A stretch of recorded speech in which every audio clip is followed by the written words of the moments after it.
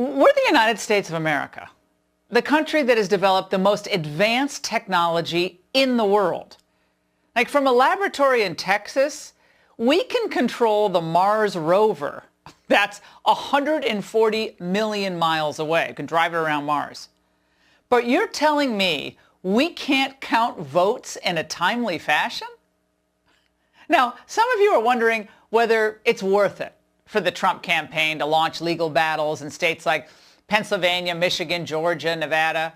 After all, courts are generally very reluctant to interfere in state vote counts, and then Democrat-run states always seem to be able to find new batches of votes to swamp any Republican advantage anyway. So what is it going to achieve? Won't lawsuits just delay the inevitable? Isn't it time to just move on, lick our wounds, and regroup? Well, that's exactly what the Democrats are hoping for. Oh, and Mitt Romney. That we just move on and have the same process repeat itself every election. But my friends, that would be a huge disservice, not only to Trump supporters, but to our entire system of government. Mail-in ballots have been a concern from day one. I raised this issue with Vice President Pence months ago. Mail-in ballots, sir, are a looming disaster. I foresee a scenario where President Trump could actually be ahead in key states on election night, but those states couldn't have counted all the mail-in ballots. The one person, one vote right is at the very center of our democracy. And the president's made it very clear that we're not going to stand idly by while you see, Democrat states and Democrat governors use the backdrop of the coronavirus to send millions of ballots all across their states and all across this country. But this universal mail-in voting where you're going to see literally ballots showered all across the state, it is ripe for fraud, and we are headed straight to the courts to put a stop to it.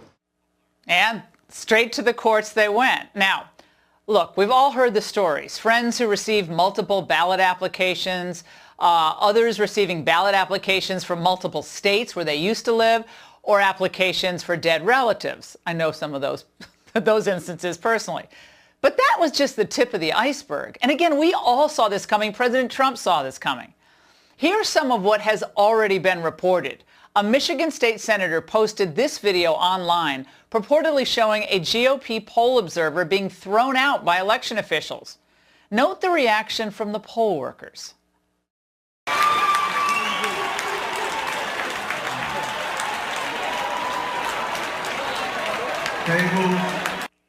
They're cheering.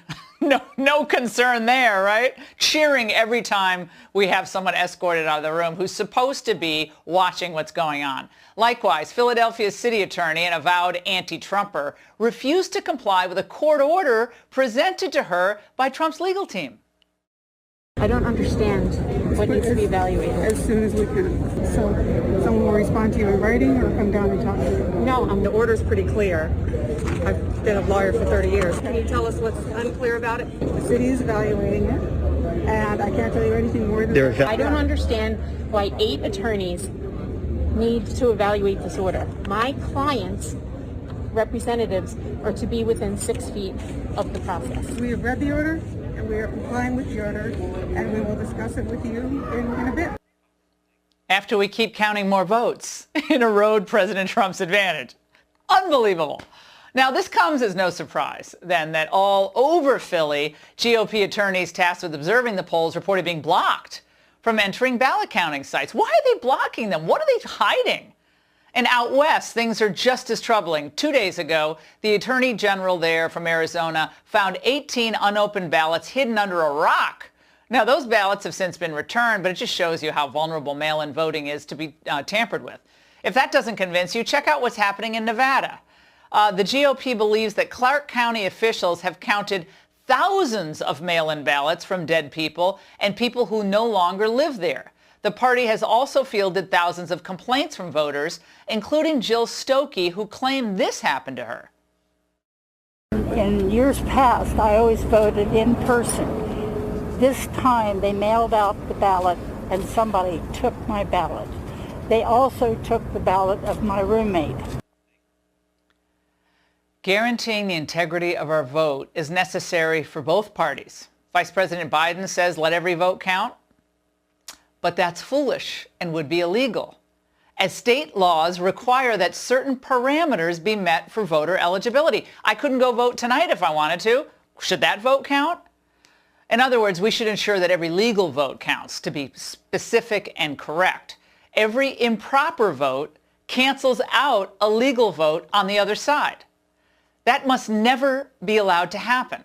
We need to make certain that most Americans, at least most of them, believe elections are won or lost in this country fair and square. And the fact is, right now, almost all of us who voted for President Trump, around, 70 million Americans or so, we have real concerns about this mail-in voting and how this vote is being conducted. We don't trust the people counting the votes. I'm sorry. There's good reason not to trust them. And a lot of Americans don't trust the local officials overseeing the process. And they certainly don't trust the media reporting on it. My goodness, given what we've seen. This cannot be allowed to happen ever again. President Trump, he understands this. We're hearing stories that are horror stories, absolute horror stories. And we can't let that happen to the United States of America. It's not a question of who wins, Republican, Democrat, Joe, myself. We can't let that happen to our country. We can't be disgraced by having something like this happen. But it'll probably go through a process, a legal process. I have a feeling judges are going to have to rule.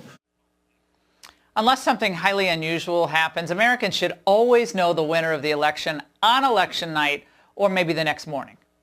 The country needs certainty, and our democratic process cannot be less reliable than, say, Nigeria's.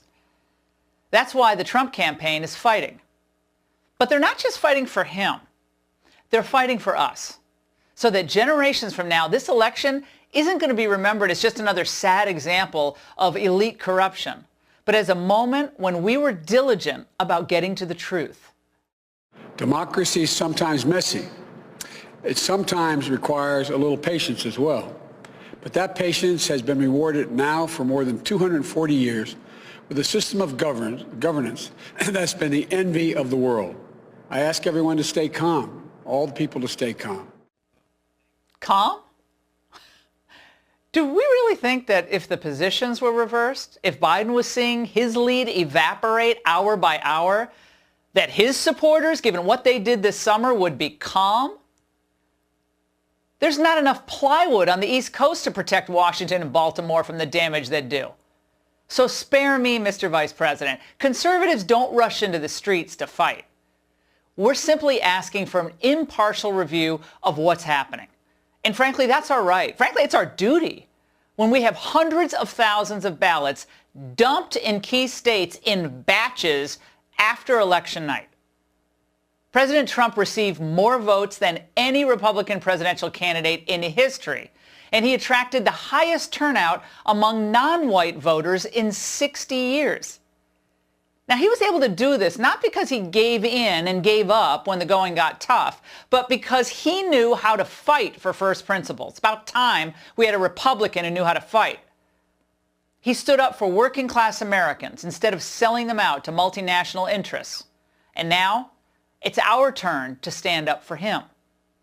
Conservative and GOP leaders need to rally to his side. It's beginning to happen. I'm glad to see it. The American people need to make their voices heard as well. It's not just the future of one party that's at stake, but the future of our republic.